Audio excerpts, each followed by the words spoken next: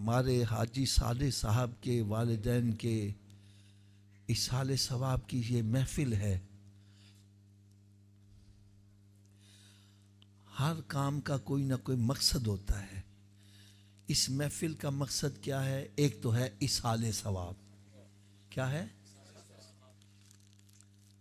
آپ حضرات مجھ سے پہلے یہاں آ کے بیٹھے ہو، آپ نے دیکھو گا یہاں تلاوت کلام پاک ہوئی، نعت رسول مقبول پڑھیں گے، بیان ہوا، اس کے بعد درود و سلام ہوگا، ختم شریف پڑھا جائے گا اور لنگر تقسیم کیا جائے گا. ایمانداری سے بتاؤ ان سارے کاموں میں کوئی گناہ کا کام ہے؟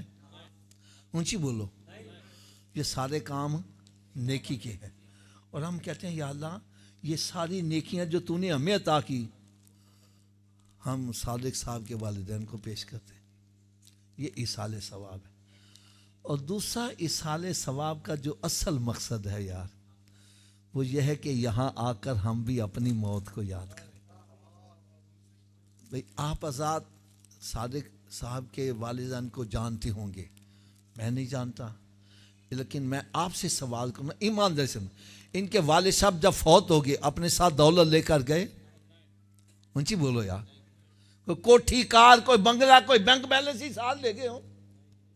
کوئی رشتہ دار عزیز و اقربا، کوئی لنگوٹیا یار قبر میں ساتھ گیا ہو؟ ان کے ساتھ ان کے اعمال ہی گئے. ہم بھی مر گئے تو ہماری دولت ہمارے ساتھ، اونچی بولو. اور کوئی رشتہ دار عزیز و اقربا بھی قبر میں ساتھ، ان کے ساتھ گئے ہیں تو ان کے اعمال ہی گئے ہیں. ہم بھی مر گئے تو ہمارے ساتھ ہمارے اعمال ہی جائیں گے. وہ نیک ہیں یا بد ہیں ساتھ ہی جائیں گے. اسی لیے پیارے آقا حضرت محمد مصطفیٰ صلی اللہ تعالی علیہ وسلم نے ارشاد فرمایا، قبر یا تو جنت کے باغوں میں ایک باغ بن جائے گی یا پھر دوزخ کے گڑھوں میں گڑھا بنے گی.